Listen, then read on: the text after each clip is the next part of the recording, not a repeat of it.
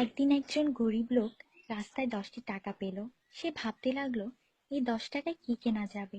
সারাদিন এই 10টি টাকার চিন্তায় সে সময় নষ্ট করে ফেলল। পরে সেই 10 টাকা ফেলে দিল।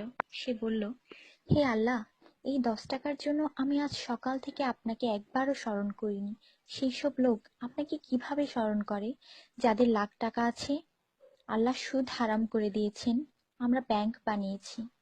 আল্লাহ জীবনকে সীমিত করেছেন, আমরা ঘড়ি বানিয়েছি।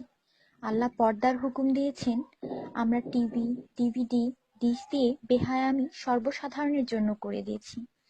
আল্লাহ বলেন, কোরআনে তোমাদের সফলতা, আমরা অক্সফোর্ডের বইকে সফলতা বানিয়ে নিয়েছি।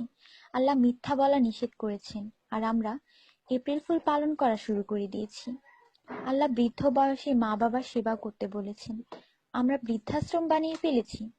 আজ মুসলমান এই জন্য দুশ্চিন্তায় যে যাকে খুশি করার তাকেই তো রাগিয়ে ফেলেছি।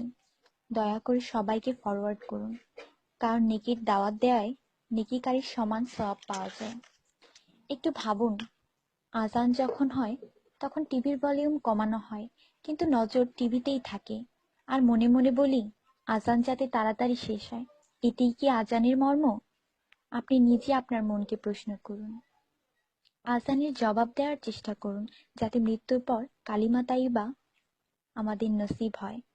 অনুরোধ, এই মেসেজটি সবার কাছে পৌঁছে দিন। বন্ধুরা, আমাদের দাওয়াতে যদি কেউ না আসে, আমরা রাগান্বিত হই। আল্লাহর পক্ষ থেকে আমাদের জন্য প্রতিদিন 5 বার দাওয়াত আসে, আর আমরা নামাজ পড়ি না। তাতে কি আল্লাহ আমাদের উপর রাগান্বিত হন না? এটি শুধু মেসেজ না, বাস্তবতা। দয়া করে নামাজ আদায় করুন এবং অন্যকেও উৎসাহিত করুন। যিনি এই মেসেজ পড়েন তাদের উপর আল্লাহ আরো রহমত দিন, এবং যিনি এই মেসেজ ফরওয়ার্ড করেন তার ভালো ইচ্ছা আল্লাহ পূরণ করুন এবং হিদায়াত করুন। নামাজের চিন্তা করুন, ব্যালেন্সের না। আজান শুনে উঠুন রিংটোনের মতো। কুরআন মনোযোগ দিয়ে পড়ুন, এসএমএস পড়বার মতো। জীবন সবসময় থাকবে না নেটওয়ার্কের মতো। নামাজ ত্যাগ করা মানে আল্লাহকে রাগান্বিত করা। ফজর 6 মিনিট, জোহর 15 মিনিট, আসর 8 মিনিট, মাগরিব 10 মিনিট, এশা 18 মিনিট, মোট 57 মিনিট। 80% লোক এই মেসেজ ফরওয়ার্ড করে না। দয়া করে আপনি করুন। আল্লাহ সবার মঙ্গল করুন। আমিন।